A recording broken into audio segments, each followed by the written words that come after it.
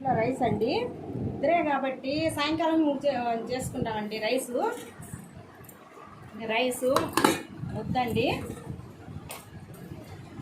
ముద్ద కూడా చేశానండి. తర్వాత వచ్చి బెండకాయ పులుసు అండి. ఇది పులుపు చేస్తుందండి, దానికోసం కొంచెం మా ఆయనకి తీసి పెట్టానండి బెండకాయ పులుసు. ఇది బెండకాయ పులుసు అండి. తర్వాత వచ్చి పొలగంటి ఆకు, మునగాకు, కందిపప్పు ఫ్రై అండి.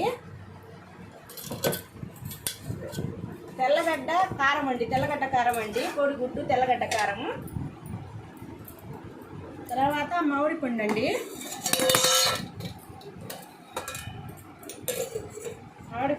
తర్వాత మామిడిపండు పనసకాయ అండి. తర్వాత జామకాయలండి. మీకు ఇష్టపడితే ఒక లైక్ చేయండి, షేర్ చేయండి, సబ్స్క్రైబ్ చేసుకోండి.